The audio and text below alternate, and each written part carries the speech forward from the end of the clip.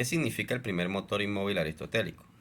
Para entender este concepto, primero tenemos que entender como la forma de escritura de Aristóteles, la forma de su exposición.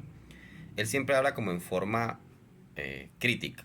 Entonces él siempre expone así como a los que dicen tal y tal cosa, se les reprocha tal, tal, tal, tal y cosa. Entonces él muestra como las aporías que se presentan ante cada posición y va exponiendo cómo estos lados extremos presentan consecuencias en donde se aparece la necesidad del otro extremo que estaban negando.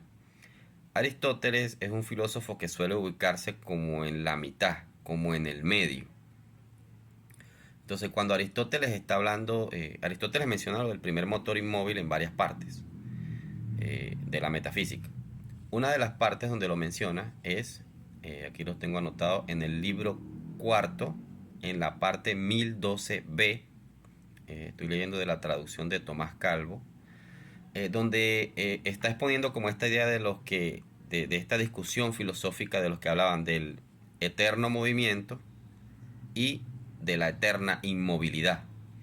Entonces viene Aristóteles y los encara a los dos. Entonces, él siempre, y la forma de escribir Aristóteles es así, dice, si esto es así, entonces se desprenden tal y tal y consecuencias, tal y tal y tal aporía. Entonces él siempre escribe así, como dejándolo, exponiéndonos los problemas y las consecuencias que salen de cada postura, y así va recorriendo toda la metafísica. Cuando habla del movimiento y de lo inmóvil, eh, dice Aristóteles de la siguiente manera.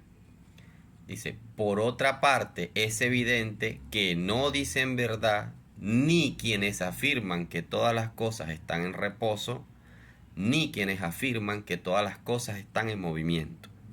Si todas las cosas están en reposo, las mismas cosas serán eternamente verdaderas y falsas, pero esto se muestra sometido a cambio. El mismo que sostiene esta doctrina no existía en cierto momento y de nuevo no existirá. Si por el contrario todas las cosas están en movimiento, nada será verdadero y por tanto todas las cosas serán falsas, pero ya se ha demostrado que es imposible. Entonces ahí está mostrando, los que afirman que todas las cosas están en reposo tienen problemas. Bueno, aquí estoy poniendo un párrafo, pero él en la metafísica él desarrolla más las aporías que se desprenden de estas posturas contrarias y opuestas, de estos dos extremos. Entonces dice, eh, además, lo que cambia, ¿sí? Ahí está criticando a los que hablan del cambio, de que todo está en eterno movimiento. Lo que cambia es necesariamente algo que es, puesto que el cambio se produce de algo hacia algo. Ahí está criticando a los que hablan de que hay todo es puro cambio, todo es puro fluir. Tiene que haber algo que cambia hacia algo. Y por otra parte, tampoco todas las cosas están a veces en reposo y a veces en movimiento, sin que nada permanezca eternamente. Hay en efecto algo que mueve eternamente las cosas que se mueven, y lo primero que mueve es ello, el mismo inmóvil. ¿Sí? Ahí Aristóteles introduce la idea. Tiene que haber algo que es ello mismo inmóvil. Porque si en la realidad nosotros reconocemos que hay movimiento, también tenemos que reconocer que hay algo inmóvil. ¿Sí? Luego Aristóteles, vamos a exponer otra parte, eso está en el libro 12, en la metafísica, en la parte 1073a. Dice Aristóteles, el principio, la primera de las cosas que son, no es susceptible de movimiento ni por sí misma ni accidentalmente, y mueve produciendo el movimiento primero que es eterno y uno. ¿Sí? Como Aristóteles sostiene que el movimiento es eterno, este movimiento eterno depende necesariamente de algo que lo mueva. Esto que hace que exista el movimiento tiene que ser necesariamente ello un motor inmóvil. Porque si yo me quedo con la idea de que solo existe un eterno movimiento, me voy a meter en una serie de aporías, de contradicciones y de cuestiones en las que voy a dejar, por decirlo de alguna manera, la mitad de la realidad por fuera. Y si yo digo que hay solamente un eterno inmóvil, me voy a meter en una serie de problemas en la que voy a dejar la mitad de la realidad por fuera. Entonces Aristóteles está poniendo estas dos posiciones donde está reconociendo que hay un eterno movimiento y por lo tanto tiene que haber un eterno inmóvil. La fórmula se puede revertir, puesto que si nosotros decimos que lo que hace que exista un eterno movimiento es un primer motor inmóvil, lo que hace que exista un primer motor inmóvil es precisamente un eterno movimiento, porque lo inmóvil es lo contrario al movimiento y el movimiento es lo contrario a lo inmóvil. Eso es lo que está desarrollando Aristóteles. La realidad, y ahí va más adelante, ahorita vamos a leer lo que dice Aristóteles, Hegel cuando menciona la parte esta de Aristóteles del motor inmóvil. Esta realidad se te está presentando en este juego de contraposiciones. La realidad tiene en sí misma una inmovilidad que permea todas las cosas y asimismo la realidad tiene en sí mismo un eterno movimiento que permea todas las cosas.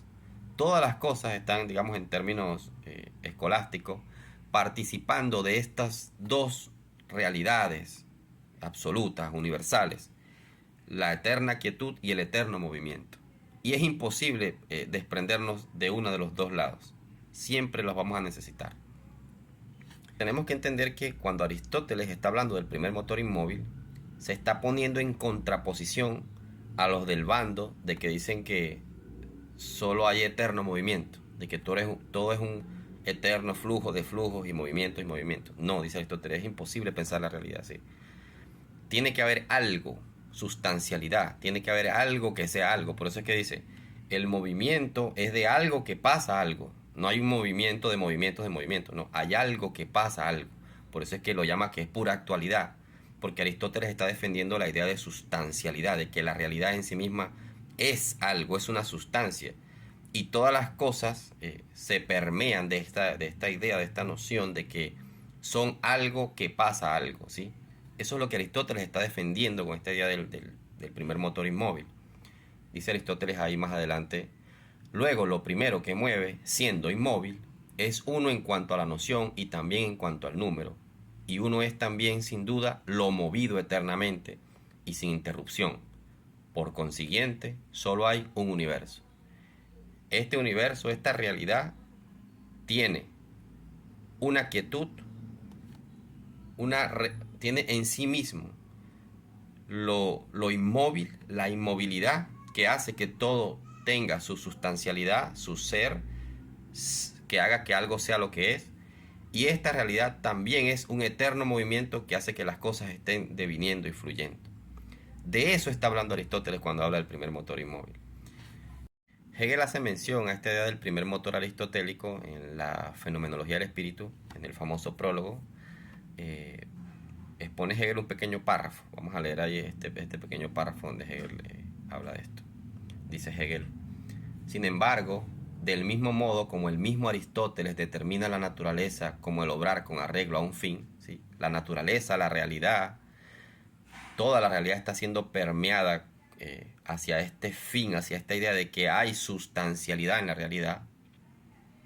Dice Hegel, el fin es lo inmediato, lo quieto, lo inmóvil, que es por sí mismo motor y por tanto sujeto. Su fuerza motriz, vista en abstracto, es el ser para sí o la pura negatividad. Ahí está hablando de este fin, esta sustancialidad que está en la realidad es en sí misma ser lo que es, ¿sí? Ser en sí mismo su propio fin. Las cosas son lo que son. Pero asimismo, Hegel muestra que para que algo sea lo que es, tiene que estar permeado también de eterno movimiento. Entonces Hegel va a mostrar cómo este primer motor inmóvil está también en sí mismo siendo movimiento. Es como decir que el primer motor inmóvil está preñado de eterno movimiento y el eterno movimiento está preñado de primer motor inmóvil. Hay esta reciprocidad, esta relacionalidad en la cual siempre se nos va a presentar la realidad y cada vez que nosotros nos paramos en un punto, aparece el otro como latiendo, como reclamando su lugar, Y cuando nos vamos hacia el otro lugar, entonces el otro reclama su lugar. Entonces Aristóteles y Hegel están mostrando esta idea de la realidad. Luego de que Hegel habla de que tiene que haber esta inmovilidad, este motor inmóvil, ahora lo va a mostrar como devenir también, como movimiento.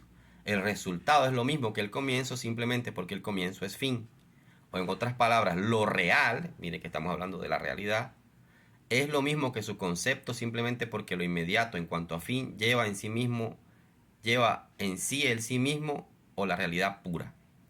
El fin ejecutado, esta sustancialidad o lo real existente, dice Hegel, el fin ejecutado o lo real existente es movimiento y devenir desplegado. El fin ejecutado, la realidad que está defendiendo ahí Hegel está haciendo lo mismo que Aristóteles. Te está mostrando el eterno inmóvil. Ese inmóvil es en sí mismo su propia realidad, su propio fin en sí mismo. Y este eterno inmóvil también es movimiento y devenir desplegado. El primer motor inmóvil se nos presenta como la contraposición del eterno movimiento. Tenemos que decir entonces que esta realidad es eterno movimiento, lo cual se desprende del primer motor inmóvil, y esta realidad también es un motor inmóvil, lo cual se desprende del eterno movimiento. Porque por lógica, lo quieto es lo contrario al movimiento. Y el movimiento es lo contrario a lo quieto. No existe el uno sin el otro. No existe en la realidad un eterno movimiento sin un eterno inmóvil. Y no existe en la realidad un eterno inmóvil sin un eterno movimiento. Eso es lo que está queriendo decir Aristóteles.